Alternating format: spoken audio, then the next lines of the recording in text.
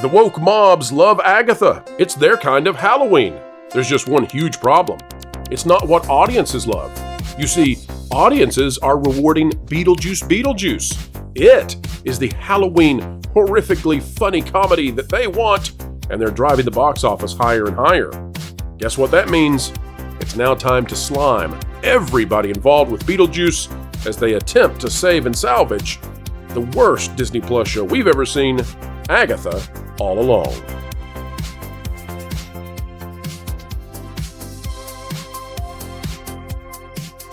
Hello, ladies and gentlemen. Welcome back to the Pro Channel, where we uncover things that you would never see otherwise. And today we're doing just that. Thank you so much for clicking on the video. We only ask for one more click today, and that is the like button. Today we're diving in with the LAD Bible. I have a feeling it's not as good as the real Bible. And this is out of, Jess Battison is the author. It says, Tim Burton responds to claims his movies are full of white people, as Beetlejuice 2 is hit with racist claims. Now, let me remind you that most people love Tim Burton. And up until just recently, he was well loved all throughout Hollywood. So why all of a sudden is he being called such a horrible thing? Why is Michael Keaton being accused of partaking in something like this, especially in a movie which stars Jenna Ortega? Well, folks, I'm here to tell you, not is all as it seems. The reality is they are obscenely angry because you're not watching Agatha. Here's what it says. Tim Burton previously responded to claims his movies are full of white people. Ooh, what a horrible thing. As Beetlejuice has brought up fresh racism claims. The famed director and producer, of course, has a long list of iconic films to his name, from Edward Scissorhands and Corpse Bride to Alice in Wonderland and Charlie and the Chocolate Factory, to name a few. But while his work may be pretty popular, Burton has long faced criticisms for the apparent lack of representation in his casting choices.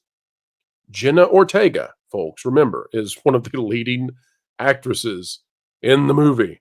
In fact, she might be the lead. She has more screen time than Beetlejuice. And now a scene from the Beetlejuice sequel has added to the claims of alleged racism. Back when The Nightmare Before Christmas released in 1993, screenwriter Caroline Thompson claimed there'd been a clash over the villain, Oogie Boogie. The character was voiced by Black star Ken Page, and during the Script Apart podcast, Thompson said, Oogie Boogie is a derogatory term for African Americans in the American South. Now, folks, I have at times passed through the American South, and I'm going to assume this is referring to the Deep South. I can tell you, I have never heard Oogie Boogie be used for that, ever. Oogie Boogie is what you say when you're like trying to scare a little kid. I mean, maybe somewhere, somebody used it, maybe 100 years ago. I don't know. I don't know where that's coming from. I can just tell you, if it had a sniff of anything problematic, Disney would be all over that. Maybe they will be next year. Maybe that'll be the next thing to be offended by. Oogie Boogie Boogie. I mean, that's what it's used for. Just to scare little kids while you tickle them. Good Lord. I beg the powers that be to change something about that character because of that. Oh, let's just skip it. Good grief. So fast forward. And the release of Beetlejuice when teen Astrid Dietz, that's Jenna Ortega, boards the Soul Train. This is a bit of a reference to the 70s musical variety TV show Soul Train, which celebrated R&B, soul, and hip-hop. And some users have taken to X. Maybe they're bots. I don't know who they are, to claim the scene was so unnecessarily racist and confusing. All right, folks, there's a joke, because the Soul Train, you take the train with your soul. I don't want to spoil the movie if you've not seen it, but your soul gets on the Soul Train, and it's a parody of the Soul Train, which is a 70s musical variety TV show. And it was featuring tons of R&B and, well, so it's like with the dwarfs. You know, the only way to include dwarfs is to exclude dwarfs.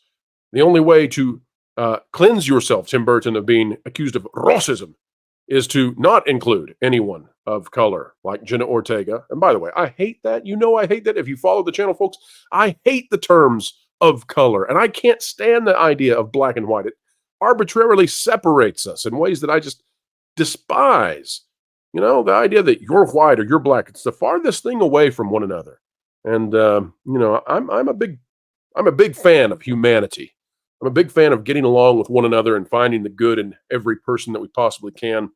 I like the MLK version of seeing the world. And skin color is the lowest resolution way versus the humanity that resides within each and every one of us. Anyway, a tangent a bit, but I want to show you they're angry real quick here at the numbers because Beetlejuice has $330 million in its box office total so far. And as we know, Beetlejuice is going to be a strange movie at the box office. It's going to perform very differently than usual because it's a Halloween movie and it has another, 6 weeks until Halloween? 5 weeks until Halloween? So it's going to have probably another boost. It's going to go up as we get closer to Halloween, and then it'll have a huge drop off. After that, it's pretty much done at the end of that. All right, so why does that make them angry? Well, because Agatha is their kind of Halloween, but their kind of Halloween is not winning. This is an article from IMDB. It says, against early review bombing. Yeah, they're going with that again, review bombing. Just like The Acolyte, review bombing. It saved it from canceling, didn't it? Saved it from cancellation. That whole review bombing excuse really saved it from cancellation. It'll save this one. By the way, they've already canceled Agatha. Catherine Hahn, who stars in the show, and she's the only good thing about this show, literally the only good thing. She's already come out and said there's not a second season. So they've preemptively acolyted this for you. Don't worry. Against early review bombing, Agatha all along surges to over 80% of Rotten Tomatoes. These are the kinds of stories they're going to have to do because the viewership is absolutely terrible. We'll show you some evidence of that in just a second. But here's what we've got out of Rotten Tomatoes, and I want to show you the trick they're pulling. First of all, there's an 81% on the average popcometer. I guess that's the audience review thing. The thing about TV shows is they do not break it down where you can see whether or not it's verified. Okay, so there's no way to see how that audience score is being derived. So we just have to throw that out because there's literally no way for us to check that whatsoever. Now, if we go to the average thermometer, I think I pronounced that right. Yeah? No, I didn't. The tomatometer, sorry. If we go here, folks, take a look. 60% if you click on top critics. All critics is where the 80% is. Now, how does that happen? I want to highlight something for you. Take a look at the bottom here. 6.6 out of 10 rating. This is going to blow your mind a little bit, okay? In case you're wondering how manipulated the industry is about all of this, okay? 6.6 out of 10. Remember that. That's all critics. And it's an 80% fresh, right? Top critics, 6.7 out of 10. So a slight improvement, and yet dropped to 60%. And that, by the way, is exactly on the nose for what the show needs before it's not fresh any longer and it gets that green, ugly splat. So, what is really going on here? Well, remember that all critics refers to anyone and everyone who has the ability to put their review on Rotten Tomatoes and have it included. Top critics refers to people who they're part of sort of these very large entities, and largely being part of these entities, their jobs are secure. But the all critics, when we include them, all critics includes a lot of individuals who they are dependent on access to be able to continue their independent journalist reviewer lifestyle, their influencer abilities. And so they are inclined to give Agatha a fresh score. But they also know that it's very unpopular, despite what that 81% on the popcorn meter might say. It's very unpopular. And so they give it just exactly what it needs to be considered a success on Rotten Tomatoes. Just exactly. But the top critics don't have to do that. The top critics can give it negative reviews. And you can actually see this. Look down below where it says fresh and rotten. Top critics, that's the people who their jobs are pretty much secure. 15 fresh, 10 rotten. And reminding you, Agatha, for whatever weird, strange reason, is part of this Disney thing now where everything they put out is political, partisan, and part of the culture war. Acolyte was as well. That makes most critics happy, which means that this is really even worse than you can imagine. But it also drives away audiences. If we go to all critics, despite the fact that the overall rating went down 6.6 out of 10, the number of fresh reviews went up to 58 and rotten 25. So what does that mean? That means that all critics gave it just enough, but still recognize that they have to keep their audiences knowing, oh, you don't really like it. You just gave it the bare minimum score of decent. Whereas there were plenty of top critics who said, screw this thing's terrible. That's how you rise to that point anyway. So that's the system they use to make sure this happens. Now, I want to show you where the freakout's happening. This is why they hate Beetlejuice, and this is why they are lashing out. As I showed you, Beetlejuice is going to do very well. It's got $320 million at the box office. Beetlejuice needs to make $400 million to break even and go on to be profitable. And that's the high mark. So in other words, it may already be profitable, but it's definitely profitable at $400 million. It's got 5 weeks to get there. It's going to easily surpass it. But that's not the kind of Halloween they want. This is an article out of Variety. This is the kind of thing you only find on this channel. I want to show you this.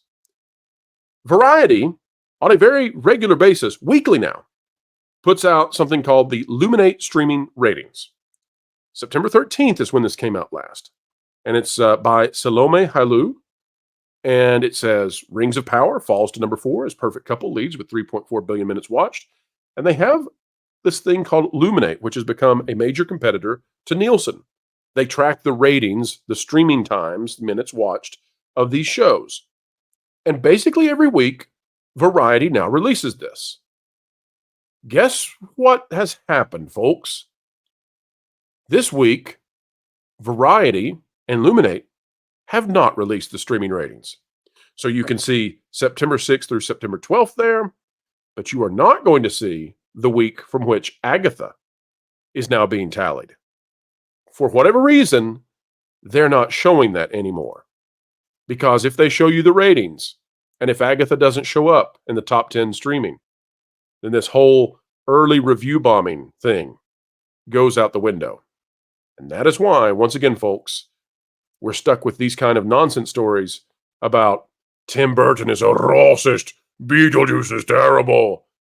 Because there are 2 Halloween properties out there right now.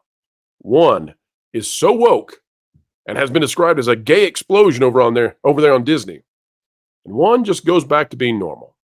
And guess which one is winning?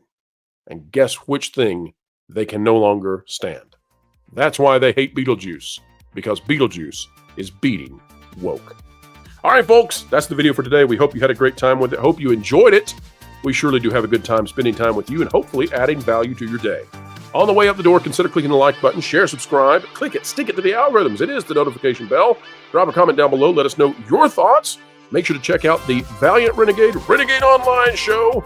It'll be today at 6 p.m. Eastern, although he likes to say live at 5 because he's on Central Time. But no one uses that, not even Central Timers. All right, folks, we're going to see you real soon. Remember, 3 videos a day, thrice as nice, right here on the Pro Channel.